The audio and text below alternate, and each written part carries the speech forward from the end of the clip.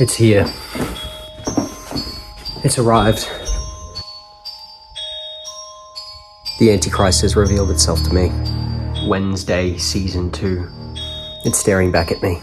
I don't want to make a video about this, but I have to. It's my responsibility for the 3 people that watch my videos. The old granny, the 90-year-old woman who sits on her couch and has just discovered YouTube for the very first time and somehow magically stumbled upon my videos. 2, the little children of the world, the ones that saw a funny thumbnail and wanted to click on my video and have absolutely no idea what I'm talking about. And 3, and most importantly, drug addicts. The ones that are up until 4 a.m., trashed on the couch, mindlessly scrolling through the internet, somehow finding this video. It is my responsibility. I have to make a video for those people. I have to.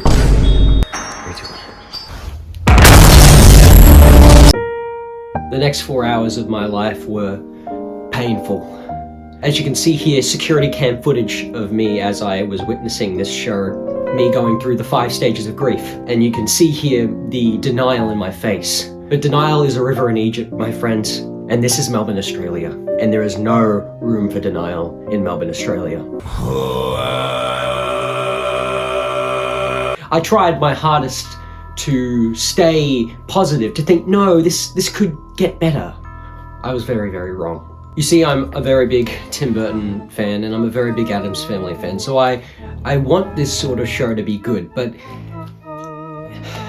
it's just so hard to like something that's so cringe. I didn't like the first season. It wasn't for me. So in my experience, I took notes.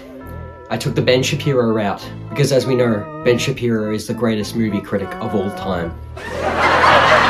In this book, I have my feelings on season 2 so far, part 1. And it just leads me to utter depression knowing that the show is not over and I have to watch more of it. But here's what I have. For episode 1, and the first note on the book says, "Why Wednesday Cringe?" Why Wednesday Cringe? But on a serious note though, I noticed from the very start of episode 1, there was a noticeable increase in dark humor, which I was all for. I think that overall this show's become a bit funnier. Not saying it's funny, I'm just saying it's funnier. Gosh. Something I was a little annoyed about was I was really excited to see some of the Addams Family house, thinking that we would get more of that, but we didn't really. Most of the show, once again, is just set in Evermore, and I expected that to happen, but I thought it would be nice to see a bit more world building in the show. I think we saw one room of the house, which was just Wednesday's room, which was a little disappointing. I would have liked to see more. Something I was really worried about going into this was the powers that Wednesday have, the psychic powers, the vision powers that she had in the first season, which I thought was a really stupid thing to put in the show and creates a lot of issues with the plot where it just feels like shortcuts. It's an easy way where if something bad happens or someone does something, Wednesday can just go and then suddenly know everything that's going on. So I was really worried about that until I found out in this one she's gotten more powerful, as she likes to say multiple times throughout the entire show. She's mastered her abilities.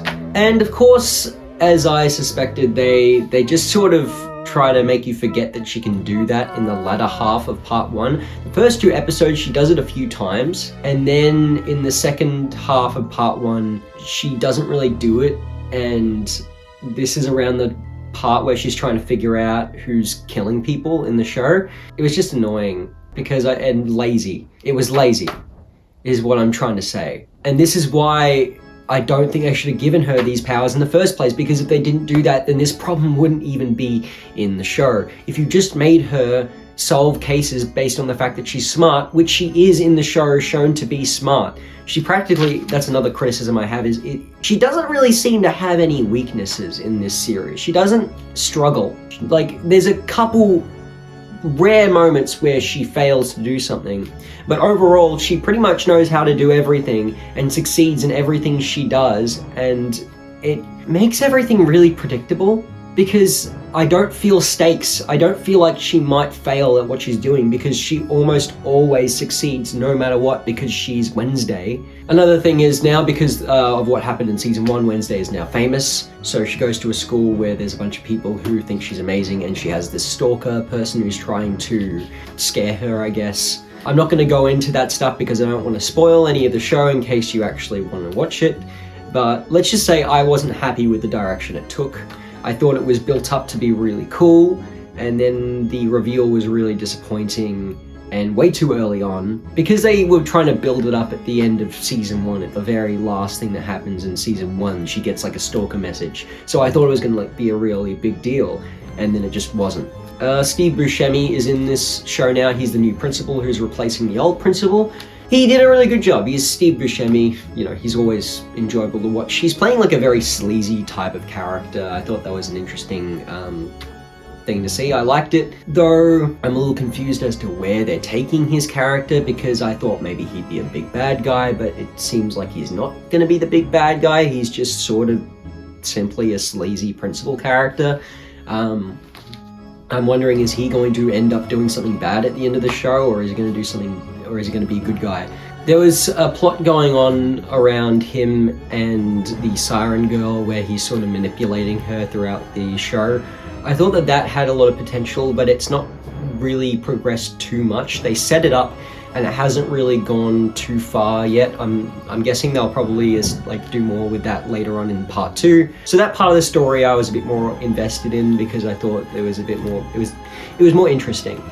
Criticism I had for the first season was basically just that I'm not really happy with a lot of the casting choices for the Addams family, particularly Gomez and Pugsley. Because Gomez is meant to be very suave and over-exaggerated and driven by his emotions, and this Gomez has such a lack of pizzazz. He's not really eccentrically crazy and wildly theatrical like, say, Raul Julia is. And I always found that to be really annoying. Sure, he looks like the version of Gomez from the comic strips, but he's not performative.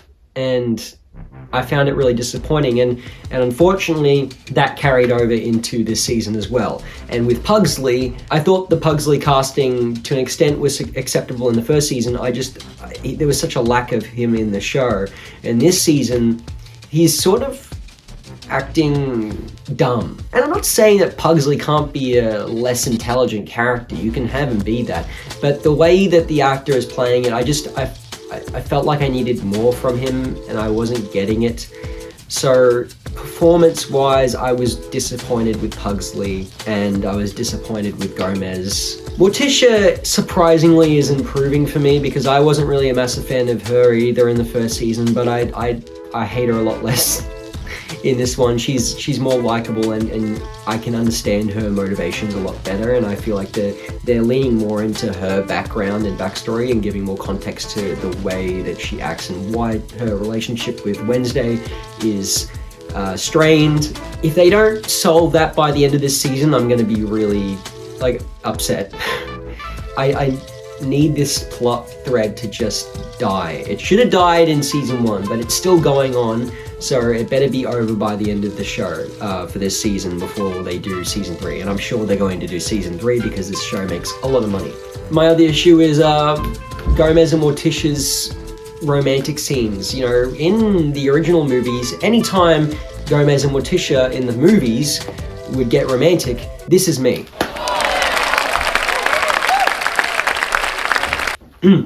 And this is me when this Gomez and Morticia get romantic.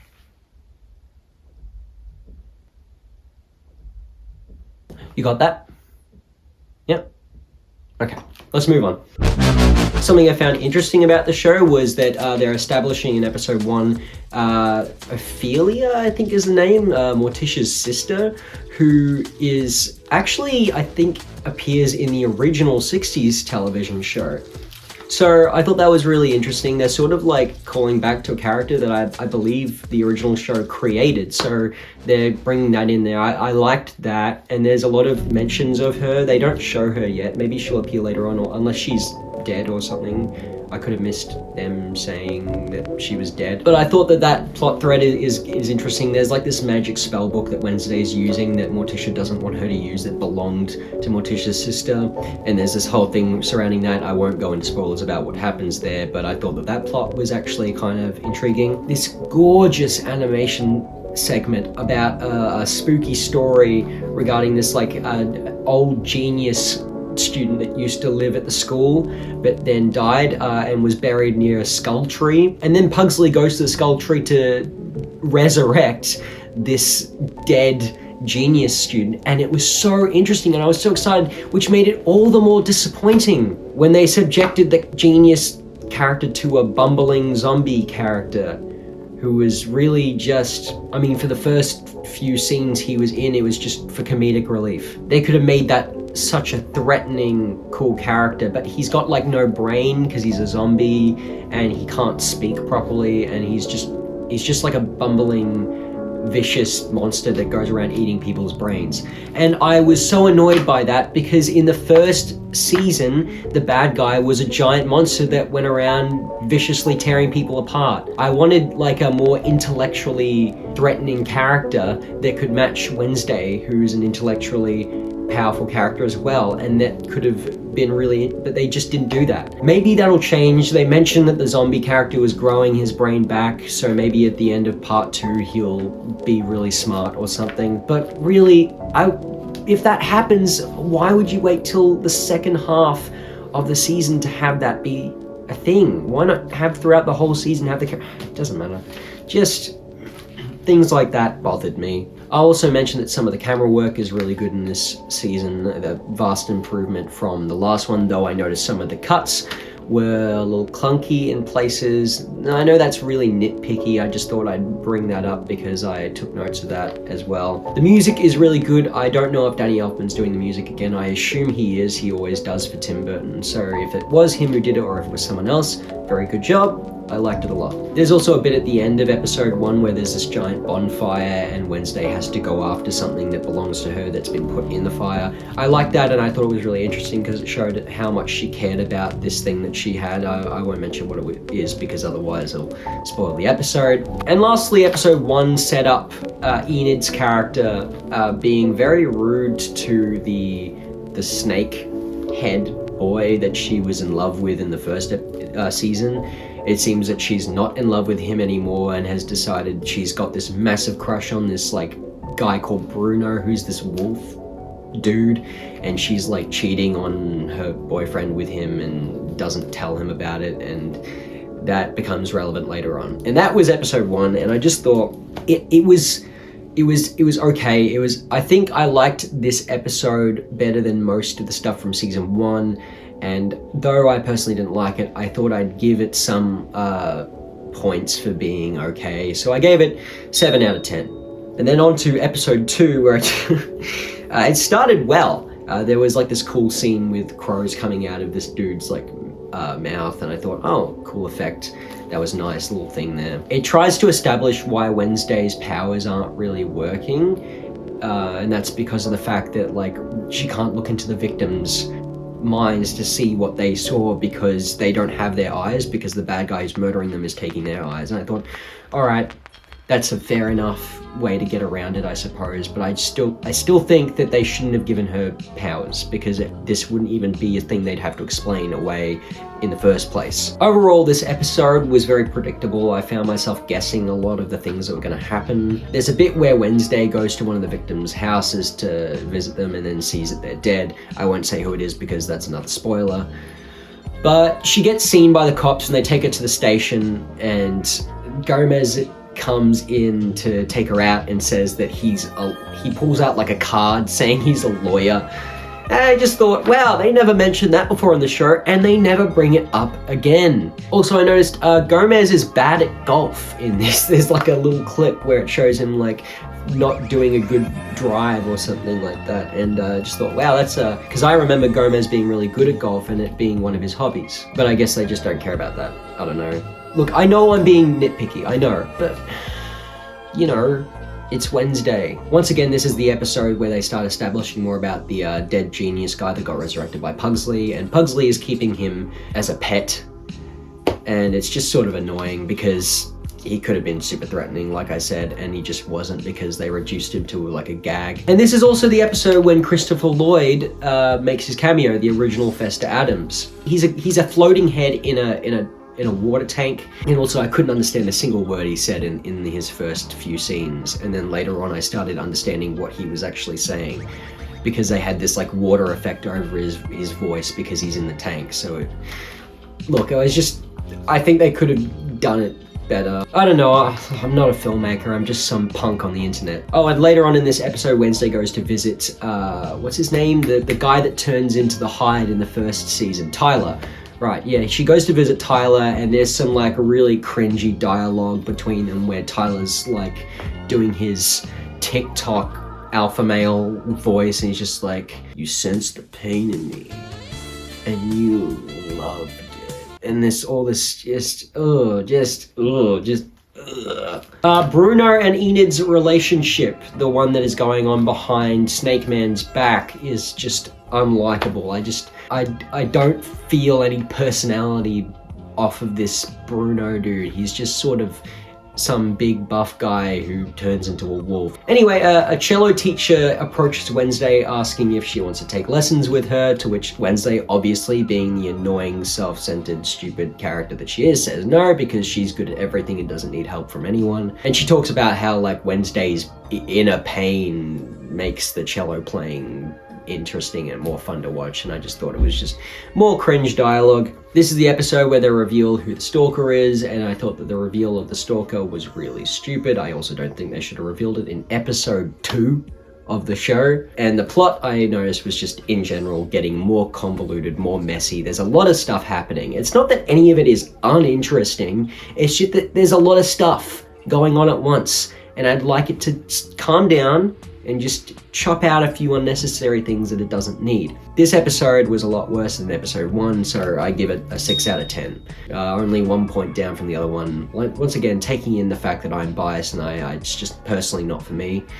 But I do think that there are some objectively just stupid things in it. On to episode 3. The stalker character is used a lot more here now that they've been revealed, and I personally just find them very, very annoying and irritating, which I think was the intention of the character.